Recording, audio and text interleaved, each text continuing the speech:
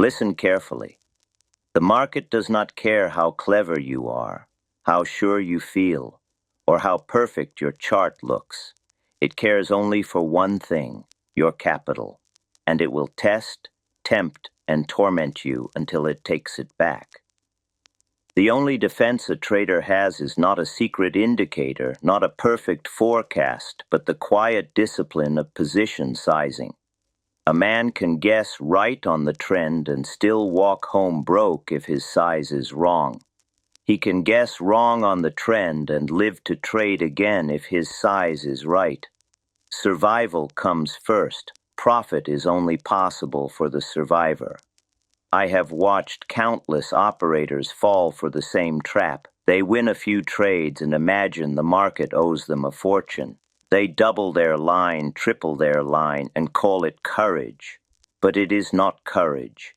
It is greed dressed in fine clothes, and the market, patient and merciless, waits for such men the way a cat waits for a mouse. Understand this, size is not about greed. Size is about control. Control of losses, control of nerves, control of judgment. If your position is so large that a single tick makes your heart pound, you are already beaten. You will not follow your rules. You will follow your fear. And fear is the most expensive broker on Wall Street. A small position is like a well-built house. It bends with the wind. It lets you sleep at night. It allows you to wait. And waiting is where the big money hides. The market's greatest moves unfold in silence, over weeks and months, shaking out the impatient. You cannot sit still if your stake is choking you. You cannot ride the big swing if every down tick feels like ruin. Many beginners think size is arithmetic. Double the shares, double the profit. But speculation is not arithmetic. It is psychology. 1,000 shares that look safe on paper can break your mind even when the tape moves in your favor. You will take profits too early because you are scared. You will cut winners short and let losers linger because the pain of loss is unbearable. Your brain stops seeing the market. It sees only the bleeding numbers. The proper size is the one that lets you think. Think clearly. Think coldly. Think without hurry. If you cannot cut a loss quickly, your line is too large. If you cannot leave the tape alone for a single lunch hour, your line is too large. If you cannot sleep, your line is too large. I learned this lesson in the bucket shops and on the exchange floors. I was right on direction and still went broke, not because I lacked skill, but because I lacked discipline in size. The market punished my excess the way gravity punishes a man who leans too far over a balcony. One small shake and I was gone. The wise speculator builds like an engineer. He begins small, tests the structure, and adds only when the market pays him to add. Profits finance the increase, never the original stake. That is how you pyramid without ruin. But the crowd adds with hope, not with winnings. They build a tower on a weak foundation, and when the first tremor comes, it collapses. Do not confuse boldness with recklessness. The great operators were daring, yes, but their daring was measured. They scaled their lines to their capital, to their conviction, and to their nerves. That is why they lasted. That is why their names remain while the reckless are forgotten. Remember, no single trade will make your fortune, but any single trade can end it if your size is wrong. The beginner dreams of the killing. The professional dreams of staying alive. So set your size small enough that you can take the loss without hesitation, small enough that you can sit through the shakeouts, small enough that the market cannot push you into panic. Then, and only then, can you sit like a stone while the big move unfolds. And sitting, not predicting, not outsmarting, but sitting, is where the fortunes are made. Control your size and you control your nerves. Control your nerves and you control your decisions. Control your decisions and the market cannot control you. That is the entire art of position sizing. It is not glamorous. It wins no applause. But it is the quiet force that separates the men who last from the men who vanish. The market will test every weakness you have. Do not hand it the weapon of oversizing. Trade small. Trade controlled. Trade long enough to see the rare move that makes the years of patience worthwhile. Because the smaller you play, the longer you stay. And the longer you stay, the bigger you win. Size governs every action you take. Size determines whether you can sit calmly through a normal reaction or whether you leap in panic at every wiggle of the tape. Size determines whether you can cut a loser at a small bruise or whether you nurse it into a mortal wound. Size determines whether you listen to your own plan or hang on every rumor whispered in the bucket shop. The market is a machine built to shake you out of correct positions before the real move begins. It will offer false breaks, violent reversals, sudden news shocks, all designed to frighten the man who carries too much. A modest line can endure those tests. An oversized line will force liquidation at the worst possible moment. I have seen traders who predicted the move exactly and still lost because they could not survive the shakeouts. They were right about direction but wrong in size, and the market punished them without mercy. Your capital is your lifeblood. Treat it as a soldier treats ammunition. You never fire the whole stock in the first skirmish. You probe, you measure, you hold reserves. A trader who commits everything at once has no room to maneuver. The market turns as it always does, and he is forced to retreat with nothing left to fight another day. The professionals who last for decades understand this military truth. They never bet the entire army on a single position. They size each campaign so that a defeat is merely a setback, not a catastrophe. That is why they remain while the reckless vanish. Proper size is not only about defense, it is the foundation of offense as well. A trader who begins small and builds only with profits can pyramid safely when the market rewards him. Each addition is financed by winnings, not by original stake. That is the only form of leverage that deserves respect, because it grows from strength instead of hope. But the crowd adds recklessly, using margin and borrowed confidence, turning a winning position into a death trap. The market loves to tempt men with early success, only to destroy them when the inevitable reaction comes. I have seen fortunes wiped out in a single afternoon because a trader who was right in trend refused to respect size. He believed the market owed him for his cleverness. The market owes you nothing. It will strip you bare for the smallest act of arrogance. Greed whispers that more size means more profit. It forgets that more size also means more danger, more strain, more temptation to violate your own rules. A man who is too large will take profits too soon because he cannot bear the fluctuations. He will hold losers too long because the loss is too painful to realize. He will abandon his plan, chase tips, and act from fear instead of reason. Greed blinds him to the simple arithmetic of survival. The smaller you play, the longer you stay, and the longer you stay, the richer you become. True courage in speculation is not betting big. True courage is the discipline to bet small enough that you can act without fear. Men speak of nerve as if it were a gift of birth. They think the great operators had iron wills from childhood. They miss the truth. Nerve is not a natural talent. Nerve is the byproduct of proper size. Give a nervous man a comfortable position and he will act with perfect calm. Give a calm man an oversized position and he will panic like a child. The ticker tape does not make men brave or fearful. Their own sizing does. If you cannot sit still, if you cannot wait for the market to complete its move, look not to your character but to your line. The line is too large for your temperament. Reduce it until you can think, until you can breathe, until you can follow your plan without strain. Patience is not a virtue. It is a position small enough to endure the endless shaking of the market. Consider also the danger of averaging down. A man who starts small can cut a loss quickly and move on.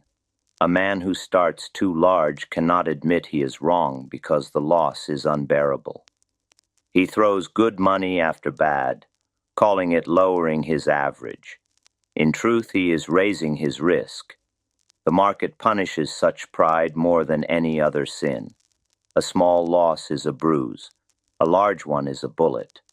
Respect the bruise and you will fight again. Ignore it and you will bury your account. Many believe they can outsmart the market with clever systems or secret signals. But no system survives a reckless size.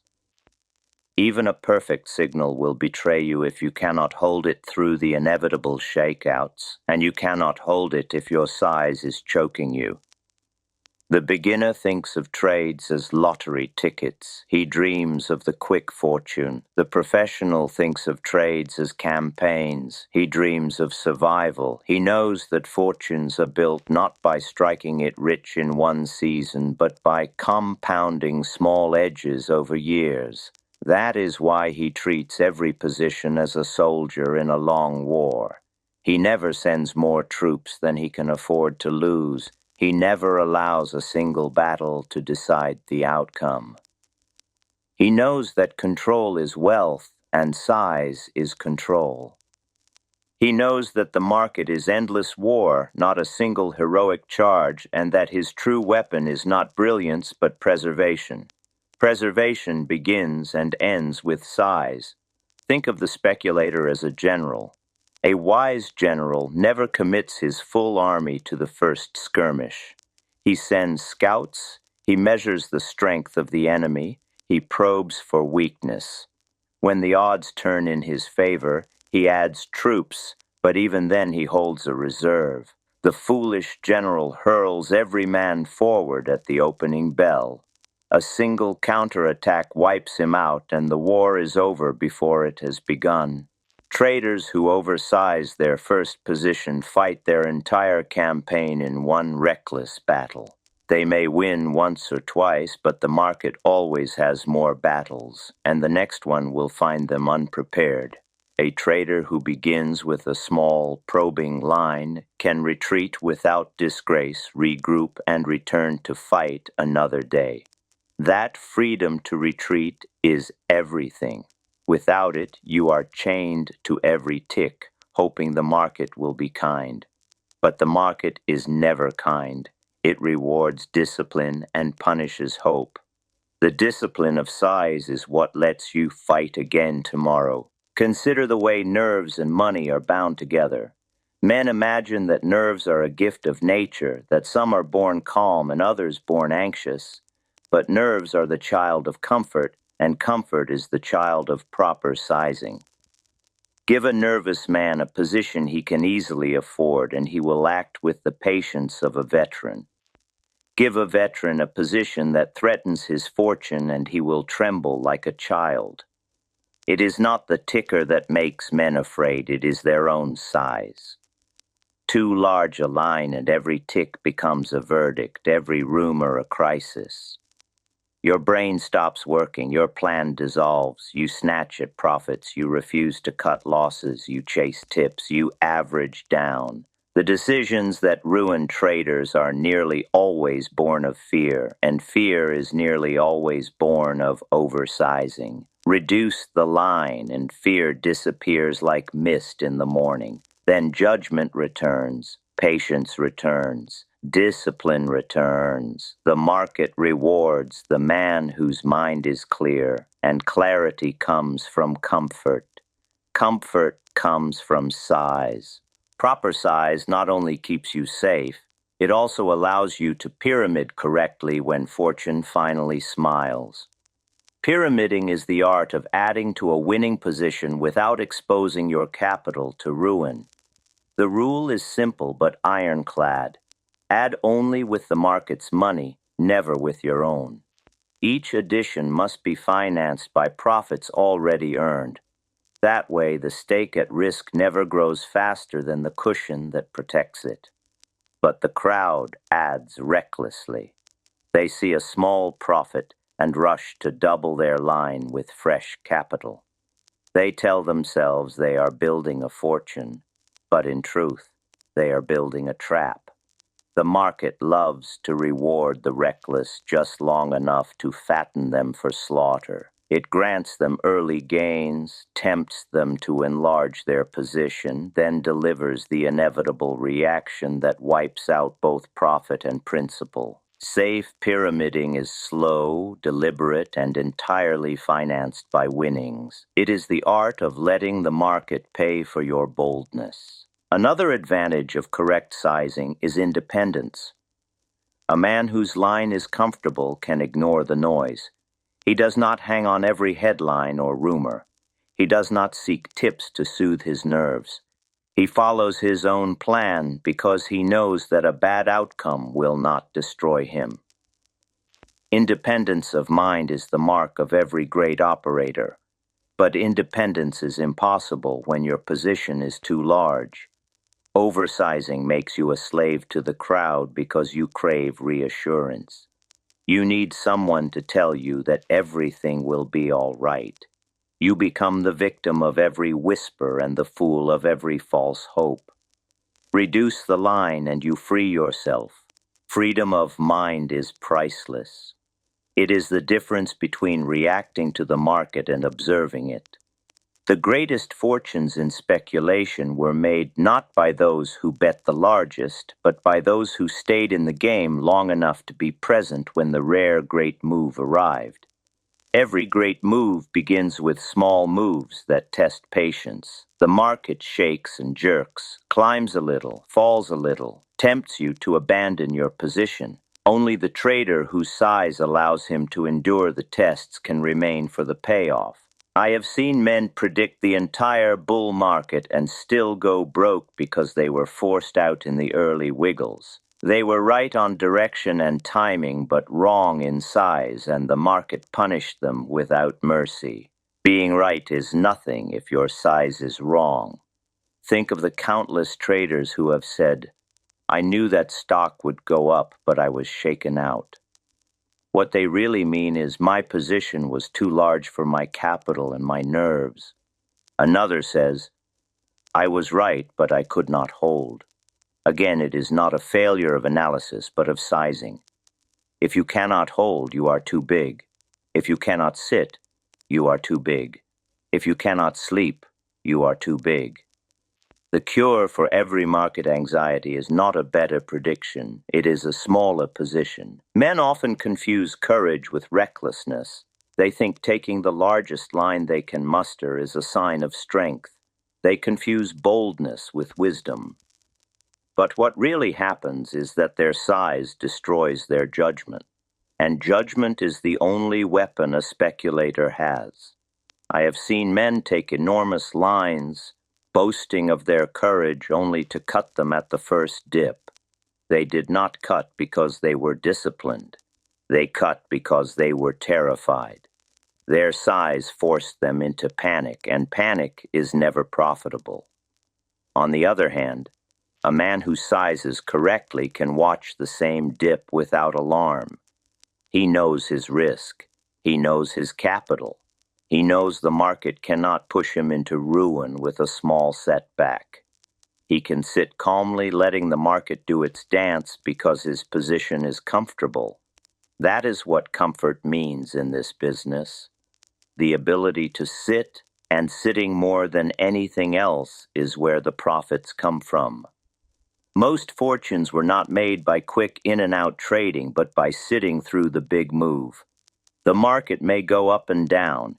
It may test your patience. It may tempt you to act, but the real money comes to the man who can sit through all that without flinching. And you cannot sit if your size is choking you. Think of the gambler at the roulette wheel who bets half his stake on one spin. He is brave, but he is a fool. If the ball lands against him, he is finished. He is out of the game. What courage is there in that? It is suicide disguised as boldness. The wise gambler bets a size that lets him stay at the table spin after spin until the odds turn. He may lose a few rounds, but he is still in the game. The speculator must think the same way. You do not need to risk everything to show courage. You need to risk only what you can afford to lose without losing your reason. The true nerve lies not in the size of the stake, but in the size of the reserve.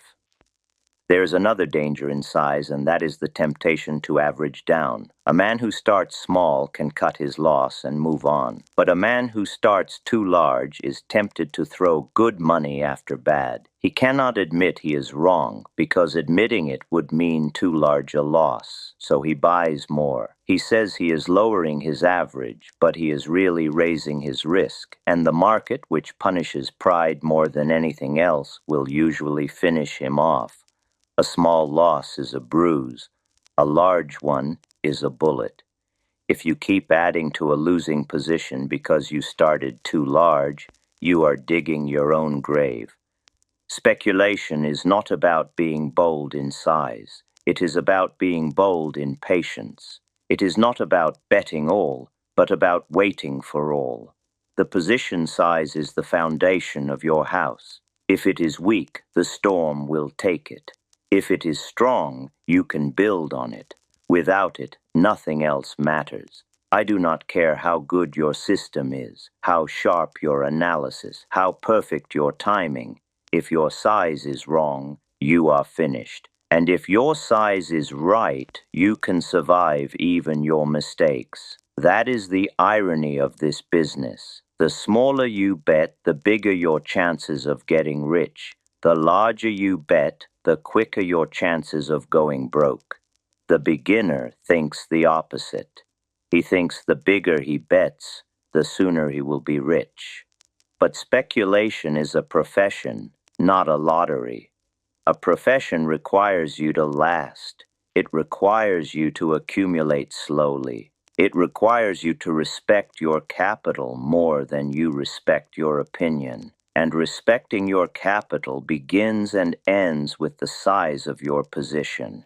I repeat, because repetition is the mother of truth. Size is everything. Not tips, not timing, not inside information, not opinions. Size. If you remember nothing else, remember that. Make your positions so small that you can take them, cut them, carry them, add to them, all without strain. Make them so small that you can follow your rules without fear. Make them so small that the market cannot shake you out with its tricks. Make them so small that you can stay in the game long enough to see the real move. The move that makes your fortune. You can only get rich in the market if you first refuse to go broke. That is the law, and it is enforced without mercy. The market is patient. It will wait until you have forgotten this rule. Then it will strike. But if you never forget it, if you always respect your size, then you can stand before the market without fear. And the man who does not fear is the man who profits. Remember, too, that the ability to hold your nerve depends not on courage, but on the comfort of your size. Men think nerves are a gift like strength in the arms or steel in the backbone. But nerves in speculation are not about nature. They are about position. You may be the calmest man in your daily life, unshaken by insult, steady under fire. But if you put too much of your capital into a trade, the market will make a coward of you. It will turn the calmest gentleman into a trembling wreck. It is not the ticker tape that drives men mad. It is their own oversized wagers. When a man is too big for his account, every small move looks like disaster. Every little jiggle looks like catastrophe. Every whisper on the street sounds like a death sentence. He begins to watch every tick. He cannot eat. He cannot sleep. His heart pounds at each fluctuation. And when a man is in that state, he can no longer think, he can no longer plan, he can no longer follow his rules, he has lost his nerve. Not because he was born weak, but because he sized his trade too large for his comfort. The market does not ask you to be brave, it asks you to be consistent.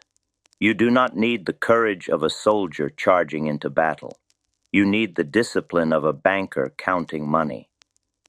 Discipline is only possible when your size allows you to keep your head. Too many men confuse courage with recklessness. They think taking the largest position they can muster is a sign of strength. They confuse boldness with wisdom. But what really happens is that their size destroys their judgment, and judgment is the only weapon a speculator has. Reduce the line until you can think clearly. Reduce it until you can sleep. Reduce it until you can follow your plan without strain. Then you will discover that you do not need to be brave at all. You will simply watch, waiting for your plan to work. The little losses will not disturb you. The small fluctuations will not shake you. You will have no temptation to snatch at small profits because you are not desperate. Desperation is the child of oversizing. It makes a man sell too soon, buy too late, change his system, abandon his rules, chase tips. A comfortable size keeps desperation out of your blood. It makes you steady, and steadiness is worth more than any tip or any chart. Think again about the long campaign of a trading life. The market will give you thousands of opportunities over decades. It will tempt you in bull markets, frighten you in panics, and whisper promises in every sideways drift. Your single greatest task is not to predict each swing, but to remain present for the rare great ones. Presence requires longevity, and longevity is nothing but the compounding of careful sizing. Every operator who truly lasted, whether in the old grain pits, in the copper corners, or on the modern electronic screens, shared one quiet habit. They always left themselves a tomorrow. They never built a position so large that the next morning could erase them from the game. They respected the calendar as much as the chart. They knew that the market is not a day's hunt, but a lifetime pilgrimage, and they guarded their stake as a pilgrim guards his water in the desert. In my early days, I met an old tape reader who had seen panics that made men jump from windows. He told me a sentence I have never forgotten. Boy, if you keep your stake, the market will eventually hand you a fortune. Lose the stake, and the market will hand you a lesson. He had no complicated system, no secret contacts. His only edge was survival. And survival, he said, was simply the daily habit of sizing small enough that the night's sleep came easy. He had traded through crashes, wars, and assassinations, and he was still there, still solvent, still calm. I have met brilliant analysts who could recite balance sheets backwards and chart every tick, and yet they were gone after a single violent swing. Intelligence without sizing is like a ship without ballast, fast in calm seas, doomed in the first storm. Consider also the slow poison of success. After a string of winners, the trader feels invincible. He increases size, not because the market justifies it, but because his ego demands it. The first loss feels like an insult, so he doubles again to win back pride as well as money. This spiral has destroyed more fortunes than any single crash. Proper sizing is the antidote. It forces humility even in victory. It reminds you that the market is larger than any streak and that the best protection against arrogance is a position small enough to cut without hesitation. The man who sizes with humility cannot be lured into the pride that precedes a fall. I often compare speculation to farming. The farmer does not plant every acre with a single crop. He rotates fields, leaves fallow ground, stores seed for next season. He knows that weather will not obey him, that blight may strike, that drought may come. His wealth is not in the harvest of one year, but in the continuity of many. The speculator who respects size thinks the same way. He plants small, protects capital as seed, and accepts that some seasons will bring lean returns. The gambler, by contrast, throws every seed into one field and prays for perfect weather. When the storm comes, and it always comes, he has nothing left for tomorrow. Another truth that size reveals is the psychology of patience. A small, comfortable position allows the mind to observe rather than react. You begin to see the market not as an enemy but as a landscape. Trends unfold like weather patterns. Reversals are no longer personal insults but natural shifts of climate. You can wait for confirmation. You can let winners mature. You can cut losers without hesitation. Oversizing destroys this clarity. It turns every cloud into a threat and every gust into a panic. The trader becomes a sailor in a storm of his own making, gripping the wheel with white knuckles, unable to think of anything but survival. Reduce the sail and the same sea becomes manageable. Nothing about the ocean changed, only the size of the sail. Let me tell you about a young man I once mentored. He had a keen eye and quick reflexes, but little patience. After a few lucky trades, he began to trade lines far beyond his stake. One afternoon, a sudden news break sent the market against him. His margin call arrived before the closing bell. By nightfall, he had liquidated everything, profitable positions included, simply to satisfy the broker. He left the game not because his ideas were wrong, but because his size gave him no room to breathe. Years later, he returned, chastened with a smaller line and a larger respect for capital. With the same intelligence but proper sizing, he built a steady fortune. The lesson was costly but final. It was never the market that defeated him. It was his own size. And so I tell you once more, as plainly as words allow, position sizing is not a technique to learn and then forget. It is a philosophy of survival. It governs when you enter, how long you hold, when you add, and when you walk away. It shapes your nerves, your sleep, your independence, your very character. If you master size, the market will seem less like a battlefield and more like a business. You will measure risk in dollars you can calmly afford to lose, and you will discover that true courage is nothing more than the comfort of a correct line. Keep your size small, your mind clear, and your stake intact. In time, the market will offer you its great moves, the long campaigns that make a career. Be alive to take them. Survive first, profit second, glory last. That is the art of position sizing, the quiet discipline that turns speculation from a gambler's chase into a lifetime profession.